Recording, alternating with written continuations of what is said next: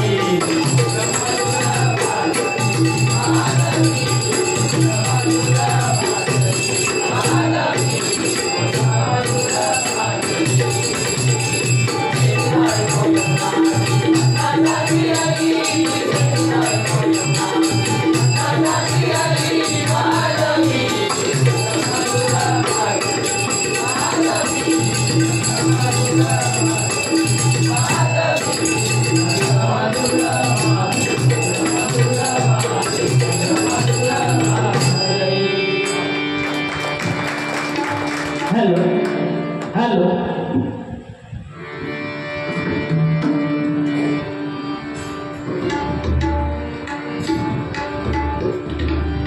Hello मारुड आहे बघा.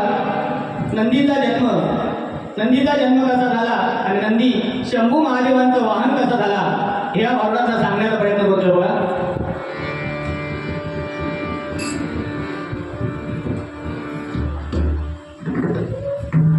कथाही सांगतो शंभू नंदी. कथाही सांगतो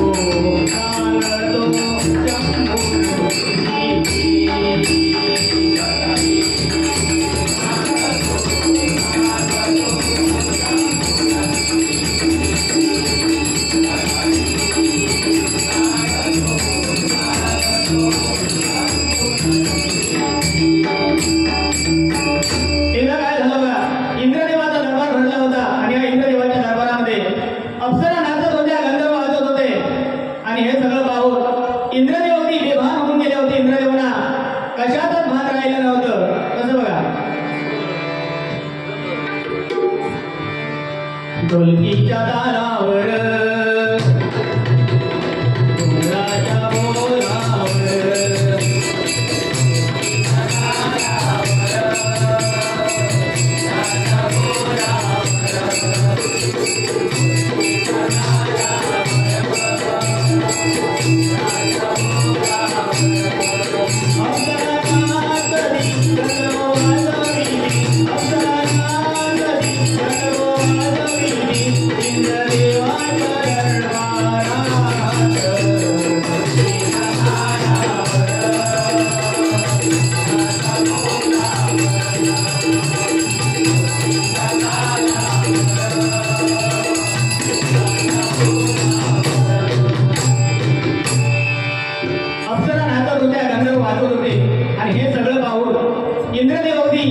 बेभान होऊन गेले होते. कारण इंद्रदेवांच्या अंगी काम केला होता बघा. त्यामुळे इंद्रदेवती बेभान होऊन गेले होते. आणि तेवढ्या त्या ठिकाणी शिकी नावाचे ऋषी, शिकी म्हणजे डोक्यावरती शेंडी असणारे असे शिकी नावाचे ऋषी त्या ठिकाणी आले आणि इंद्रदेवाला आशीर्वाद द्यावा या उद्देशाने या दरबारापर्यंत आले. आणि इंद्रदेवांना हाक देत आहेत. एकदा नाही, दोनदा नाही, तर 3 वेळा इंद्रदेवांना हाक दिली. पण इंद्रदेव काय डोळे उघडून बघायला तयार नाही. कारण काय, या अप्सरा आणि आपल्या हिंदू धर्माच्या संस्कृतीप्रमाणे बघा, अतिथी देवो भव, आलेल्या पाहुण्याची उठापत झाली पाहिजे. आणि ही उठापत या शिकीमुनीची झाली नाही म्हणून त्या ठिकाणाहून शिकीमुनी रागाने निघून गेले आणि पुढे जाऊन ब्रह्मदेवाची उपासना करतात. कारण ब्रह्मा, विष्णू आणि महेश उत्पत्ती करणारे देव म्हणजे ब्रह्मदेव. आणि या ब्रह्मदेवाची आराधना करतात. कसे बघा. ओ ब्रह्मदेवा देवा, ओ ब्रह्मदेवा देवा, ओ ब्रह्मदेवा देवा, ओ ब्रह्मदेवा देवा. आम्ही उपासना, आम्ही उपासना, आम्ही उपासना, आम्ही उपासना त्यावे धावून आता.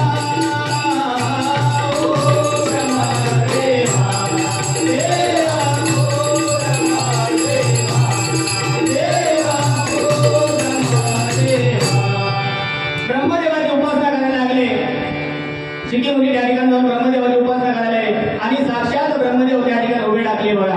आणि ब्रह्मदेव विचारतात, हो एवढे ज्ञानी मुनी तुम्ही आणि हा कशासाठी हट्टहास, त्यावर घडलेला सर्व प्रकार या शिकीमुनीने या ब्रह्मदेवाला सांगितला की इंद्रदेव आपला कार्यभार विसरलाय. या इंद्राला गर्व झालाय आणि तो आपला कार्यभार विसरलाय आणि त्याला जिंकण्यासाठी मला असा एक सुंदर असा पुत्र द्या असं म्हटल्यावर या ब्रह्मदेवाने या शिकीमुनींच्या शेंडीवरती हात ठेवला आणि सांगितलं, त्या शेंडीतून जो पुत्र जन्माला येईल तो या त्रिभुवनाला जिंकू शकेल असं म्हणून ब्रह्मदेव अंतर त्यात पावले. पण एवढ्यावर जे शिकीमुनी थांबले नाही बघा. शिकीमुनी पुढे काय केलं बघा. ब्रह्मदेवाचा आशीर्वाद घेऊन शिकीमुनी चालले. ब्रह्मदेवाचा आशीर्वाद घेऊन शिकीमुनी चालले. ब्रह्मदेवाचा आशीर्वाद घेऊन शिकीमुनी चालले.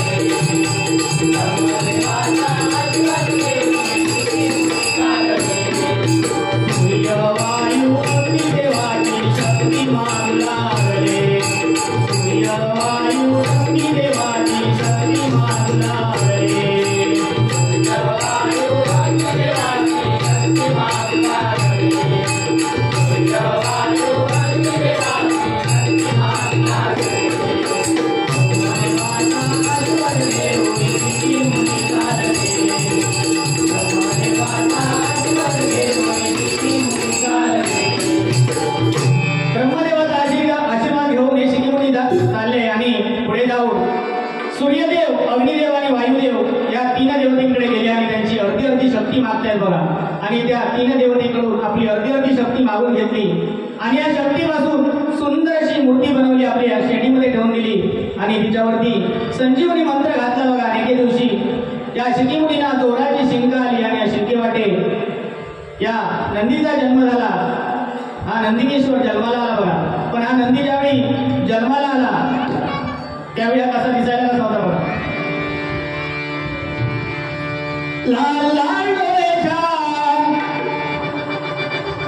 लाल लाल डोळे छान, डोक्यावरती शिंगमान, लाल डोळे छान, डोक्यावरती शिंगमान, लाल लाल डोळे छान, डोक्यावरती शिंगमान, नंदी बघा नाचतो.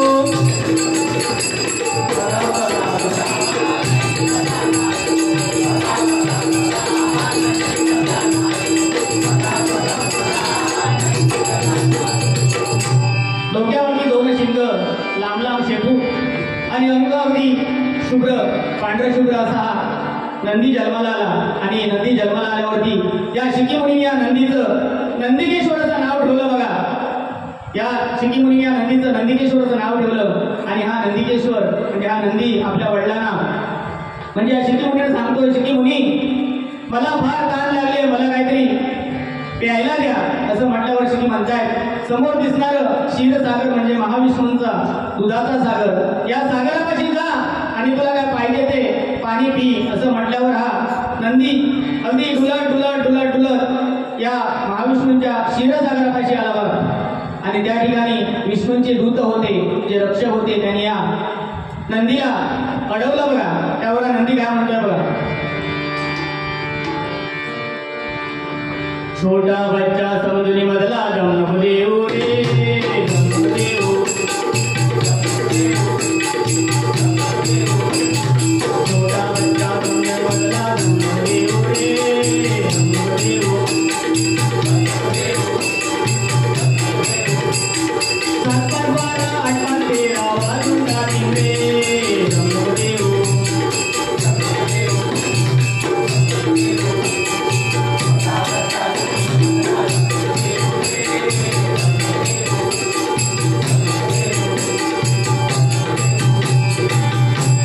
हे जे विष्णूचे दूत होते त्यांना नंदी सांगतो, अरे छोटा समजून मला दम नको देऊ. असं म्हणून हा नंदिकेश्वर या विष्णूंच्या दूतांच्या वरती शिंग रोखून धावून गेला बघा. त्यावरती जे विष्णूचे दूत होते ते पळून गेले आणि पुढे जाऊन विष्णुदेवाला सांगतायत, विष्णुदेवा विष्णुदेवा, आपल्या त्रिभुवनामध्ये आपल्या क्षीरसागरामध्ये भला मोठा महाकाय नंदी आलाय, तो आमच्याने आठवत नाही. असं म्हटल्यावर विष्णुदेवानी आपलं सुदर्शन चक्र आणि गदा घेतली आणि हा जो नंदी होता त्या ठिकाणी आले आणि या गदेचा वार या नंदीवरती केला. पण काय नाही, साधी रेष सुद्धा उमटणार नाही. कारण काय, अग्निवायू ऊन वारा पाऊस यापासून बनलेला हा नंदी, या नंदीने विराट असं रूप आपलं धारण केलं आणि ही गदा आपल्या पोटात घेतली बघा. आणि शेवटी या महाविष्णूंना आपल्या शेपटीमध्ये धरलं, गरगर फिरवलं आणि सोडून दिलं. त्यावर महाविष्णू जाऊन ज्या ठिकाणी शंभू महादेव कैलास पर्वतावर तपाला बसले होते त्या ठिकाणी जाऊन विष्णुदेव गटांगळ्या खात खात खात पडले. आणि पुन्हा हा नंदी आपल्या वडिलांपाशी आला, शिकीमुनींपाशी आला. शिकीमुनी सांगतोय, बाबा बाबा, मला विष्णुदेवांशी लढून फार भूक लागली आहे, मला काहीतरी खायला द्या. असं म्हटल्यावर शिकीमुनी सांगतायत, समोर दिसणारं नंदनवन म्हणजे इंद्रदेवाचं नंदनवन, त्यामध्ये फळं फुलं वेली अगदी बहरलेले आहेत, तुला काय पाहिजे ते जाऊन तिथे खा. असं म्हटल्यावर हा नंदी पुन्हा एकदा डुलत डुलत डुलत त्या नंदनवनापाशी म्हणजे इंद्रदेवाच्या नंदनवनापाशी आला. आणि त्या ठिकाणी तसंच झालं बघा. ते इंद्रदेवाचे दूत होते, त्या इंद्रदेवाच्या दूतांनी या नंदिकेश्वराला अडवलं. पण त्या ठिकाणी तसंच झालं. हा नंदी त्यांच्या अंगावरती धावून गेल्यावर हे सर्व दूत पळाले आणि इंद्रदेवापाशी गेले आणि इंद्रदेवाला सांगतायत, इंद्रदेवाला सांगतायत की इंद्रदेवा आपल्या नंदनवनामध्ये भला मोठा महाकाय नंदी आलाय आणि तो आमच्या आठवत नाही असं म्हटल्यावर इंद्रदेव आले त्या ठिकाणी आणि या नंदीवरती आपल्या वज्राचा वार केला. पण पुन्हा एकदा या नंदीने विराट रूप धारण केलं आणि हे वज्र आपल्या पोटामध्ये घेतलं आणि पुन्हा त्या विष्णुदेवांना सुद्धा तसंच केलं. आपल्या शेपटीमध्ये धरलं, गरगर फिरवल्यानं सोडून दिलं. त्यावर इंद्रदेव गटांगल्या खात खात खात ज्या ठिकाणी शंभू महादेव कैलास पर्वतावर बसले होते तपाला त्या ठिकाणी इंद्रदेव सुद्धा धावून पडले बघा. आणि त्या ठिकाणी शंभू महादेवांचा धावा करतायत. इंद्रदेव आणि विष्णुदेव मिळून शंभू महादेवांचा धावा करतायत बघा.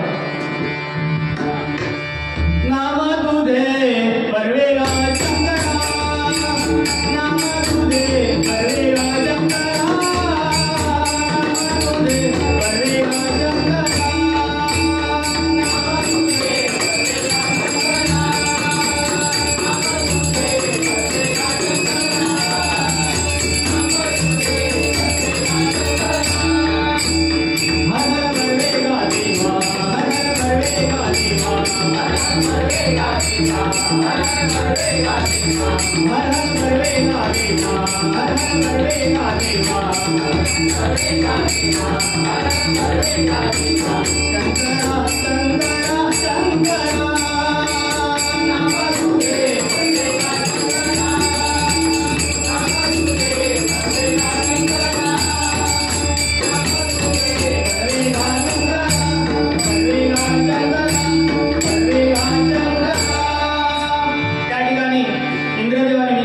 विष्णुदेव मिळून शंभू महादेवांचा धावा करतायत. आणि शंभू महादेव तपाला बसले होते, ध्यानस्थ बसले होते. त्यांनी तपाचा भंग केला आणि विचारतायत, अरे देवांचा देव तू इंद्रदेव आणि तुझी काय अशी अवस्था. त्यावर असं म्हटल्यावर विष्णुदेव आणि इंद्रदेव मिळून शंभू महादेवांना सांगतात, अरे शंभू महादेवा आपल्या त्या नंदनवनामध्ये भला मोठा महाकाय नंदी त्या ठिकाणी आलाय आणि तो काय आमच्याने आठवत नाही. असं म्हटल्यावर शंभू महादेवाने आपलं बरेच दिवस कामी न आलेलं त्रिशूळ घेतलं आणि या नंदनवनापाशी आले आणि पुन्हा या त्रिशूळाचा वार केला. पण काय झालं नाही बघा. पुन्हा एकदा या नंदीने विराट रूप धारण केला आणि त्रिशूळ आपलं पोटामध्ये घेतलं बघा. आणि शंभू महादेव आणि नंदी यांचं तुंबळचं युद्ध सुरू झालं. पण हा काय नंदी ऐकायला तयार नाही बघा. शेवटी या नंदीने शंभू महादेवांना खाली पाडला, त्यांच्या छातीवरती पाय ठेवला बघा आणि थया थया नाचू लागला. त्यावेळी सर्व देवाने मिळून या नंदीचं ऋषभ म्हणजे पाठीमागून ऋषभाला पकडलं नंदीच्या. त्यावर नंदीची थोडी थोडी ताकद कमी झाली, पॉवर कमी झाली नंदीची. त्यावेळी शंभू महादेव सांगतायत या नंदीला, अरे नंदिकेश्वरा मी तुझ्यावरती खुश झालो आहे, तुला काय पाहिजे ते माग. त्यावर नंदी सांगतोय, देवा युद्धामध्ये हरलाय तुम्ही आणि जिंकलोय मी, तुम्हाला काय पाहिजे ते मागा. याच गोष्टीची शंभू महादेव वाट पाहत होते बघा. शंभू महादेव म्हणतायत, पुढे येणाऱ्या कलियुगामध्ये शंभू महादेव सांगतायत, अरे नंदिकेश्वरा आजपासून तू माझं वाहन हो.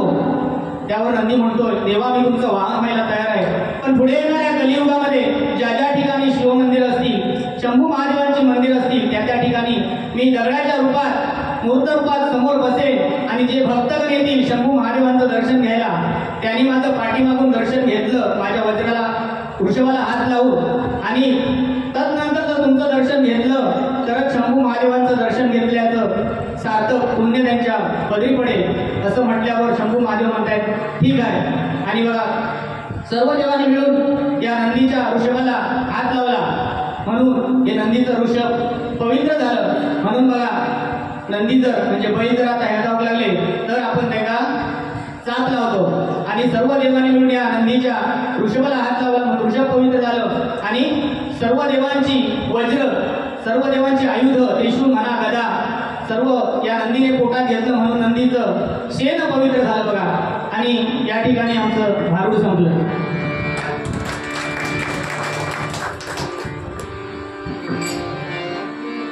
कथा पुराणी गौरी भारूड, कथा पुराणी गौरी भारूड,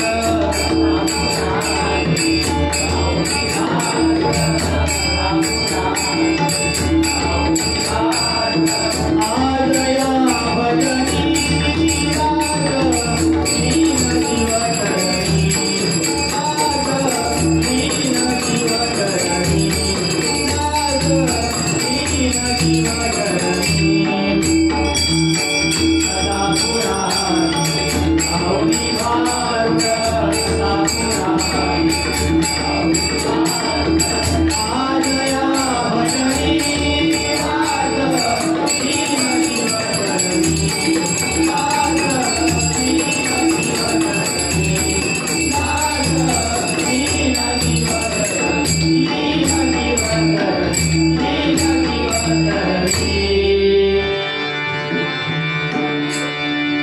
ज्ञानेश्वर माऊली गुरु ज्ञानराज माऊली तुकाराम ज्ञानेश्वर माऊली गुरु ज्ञानराज माऊली तुकाराम ज्ञानेश्वर माऊली गुरु ज्ञानराज माऊली तुकाराम ज्ञानेश्वर माऊली गुरु ज्ञानराज माऊली तुकाराम ज्ञानेश्वर माऊली गुरु ज्ञानराज माऊली तुकाराम ज्ञानेश्वर माऊली गुरु ज्ञानराज माऊली तुकाराम ज्ञानेश्वर माऊली गुरु ज्ञानराज माऊली